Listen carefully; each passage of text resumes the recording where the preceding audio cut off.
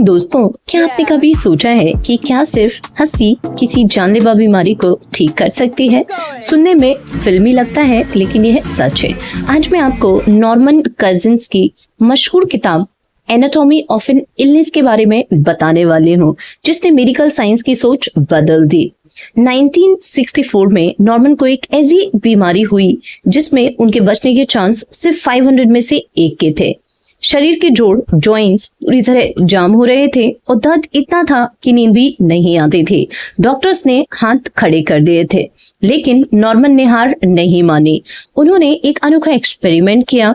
उन्होंने अस्पताल छोड़ दिया और खुद को एक होटल के कमरे में बंद कर लिया। वो दिन भर कॉमेडी फिल्में देखते और जोक्स पढ़ते।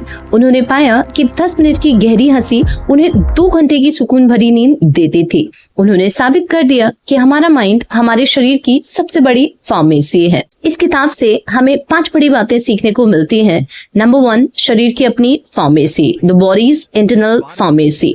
नॉर्मन कजिंस का मानना था कि हमारा दिमाग रसायनों, केमिकल्स का सबसे बड़ा कारखाना है।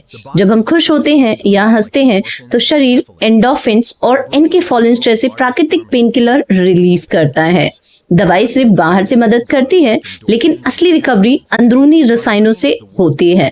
नंबर 2, हंसी का जैविक प्रभाव, बायोलॉजिकल इम्पैक्ट ऑफ लाफ्टर। हंसी सिर्फ मन को अच्छा नहीं रखती, बल्कि यह शरीर में इन्फ्लेमेशन, सूजन को कम करती है। कजिंस ने टेस्ट में पाया कि हंसी के बाद उनका सूजन का पैमाना काफी नीचे गिर जाता था। लाफ्टर इज इंटरनल जॉगिंग, यह अंगों की एक्सरसाइज भी करती है। नंबर 3, प्लेसिबो इफेक्ट की शक्ति, the power of the placebo.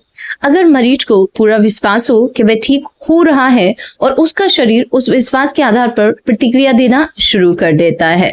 विश्वास, फेथ और उम्मीद, होप केवल शब्द नहीं बल्कि बायोलॉजिकल ताकतें हैं। सकारात्मक सोच का मतलब सच्चाई से भागना नहीं है, बल्कि शरीर को लड़ने की ताकत देना है।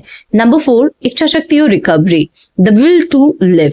मेडिकल साइंस के पास हर मर्ज का इलाज नहीं है, लेकिन जिस मरीज में जीने की तीव्र इच्छा होती है, उसके बचने की संभावना कई गुना बढ़ जाती है। डॉक्टर और मरीज के बीच एक साझेदारी होना चाहिए, जहां मरीज अपनी जिम्मेदारी खुद ले। नंबर 5, विटामिन सी और पोषण का महत्व। हंसी के साथ साथ कजिंस ने अपनी डाइट में विटामिन सी की भारी खुराक पर भी जोर दिया था, जो उनकी कनेक्टिव टिश्यूज को दोबारा बनाने में मददगार साबित हुई। तो दोस्तों, नॉर्मन कजिंस की यह कहानी हमें याद दिलाती है कि जिंदगी में चाहे कितनी भी बड़ी मुश्किल आए, अपनी मुस्कुराहट मत खोए। आपको ये किताब कैसी लगी कमेंट में जरूर बताना। मिलते हैं अगले वीडियो में। Till then keep smiling.